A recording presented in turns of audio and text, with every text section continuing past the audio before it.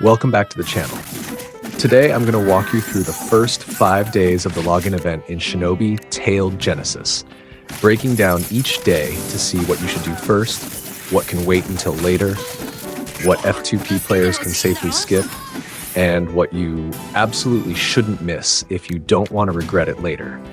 This isn't going to be just another task list. I'll be talking based on my own experience while playing the game, sharing what I've learned along the way.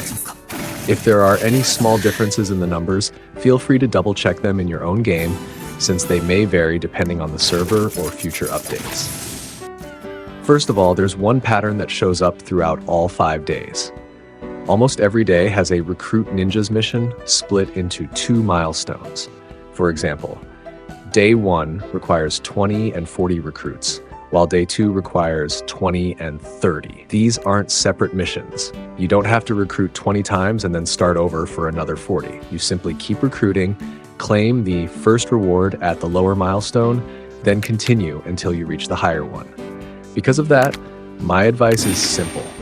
Don't spend your summons one by one. Save up your free summon tickets, free currency, and daily login rewards. Then use them in a 10 pull or keep summoning until you reach the required milestone for the day. That way, you won't waste single pulls that don't contribute efficiently to the event rewards. The next task is Clear Ninja's Path. This is the game's main campaign mode, and you'll notice the required stage increases every day. 4 to 20 on Day 1, 6 to 20 on Day 2, 7 to 20 on Day 3, 8 to 20 on Day 4, and 9 to 20 on Day 5. From this, it's pretty clear the game expects you to push about 1 or 2 chapters further each day, so the progression is designed to be steady rather than overwhelming. My recommendation is to make Ninja's Path your first priority every day. It's your main source of EXP, and it's also what unlocks enough power to tackle tougher content later, like the Mid-Ninja exam and Renegade challenge. If you hit a wall and can't clear a stage, don't keep forcing it. Take a step back, upgrade your team, improve your gear, and come back when you're stronger.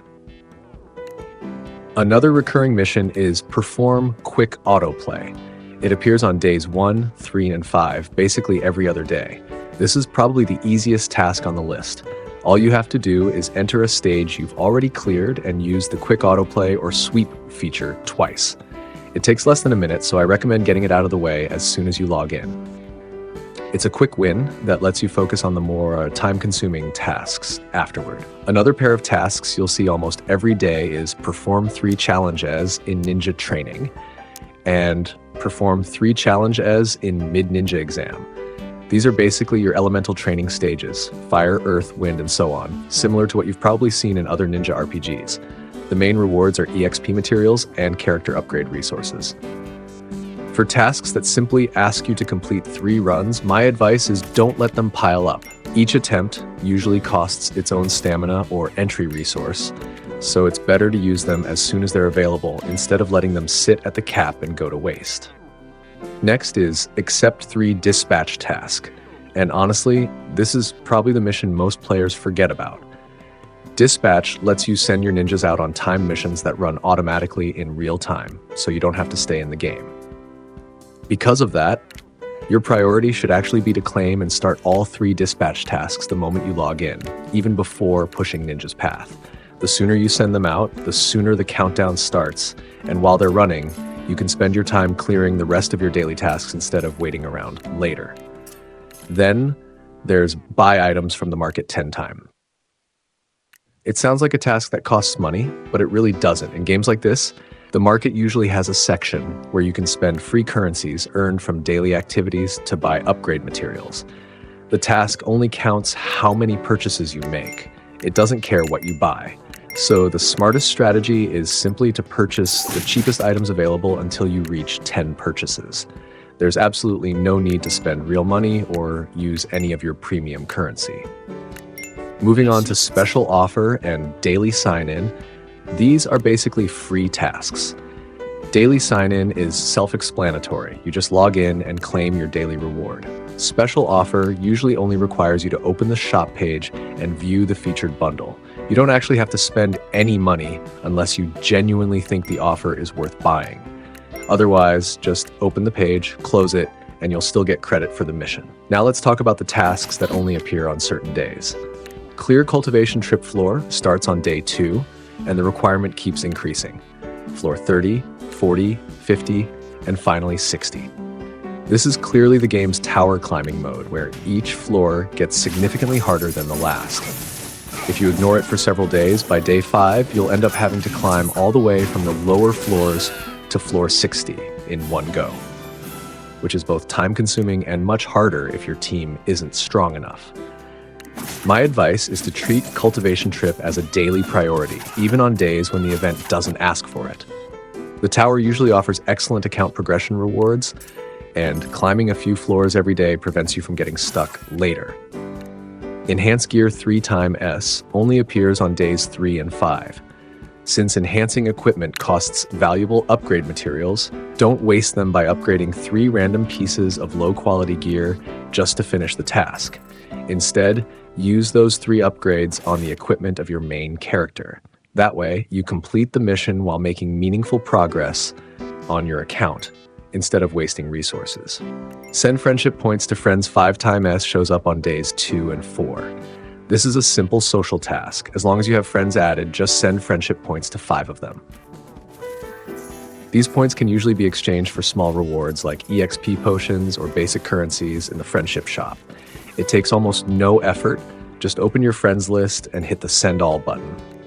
Finally, there's Perform 2 Challenges in Renegade Challenge, which only appears on day 4.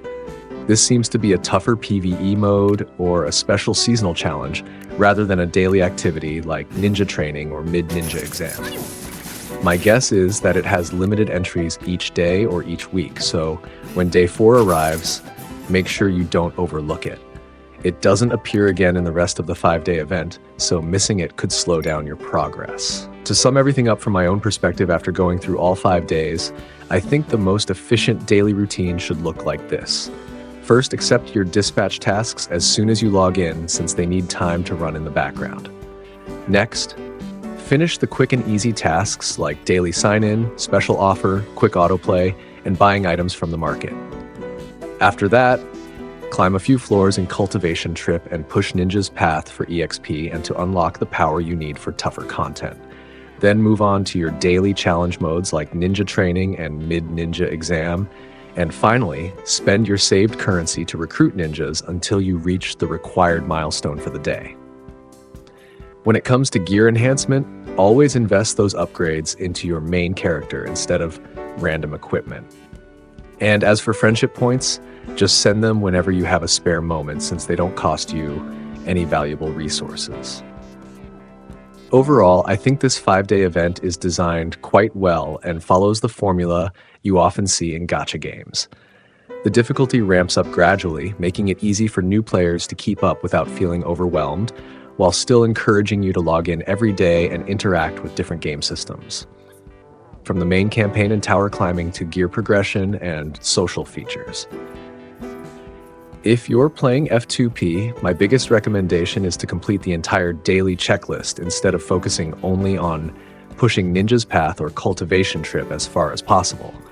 During the early game, the rewards from completing your daily event missions are usually much more valuable than rushing your progression, especially since you'll unlock plenty of other farming options later on. That's all for today's video. If you found this guide helpful, don't forget to leave a like, and I'll see you in the next video when I cover the remaining days of the event.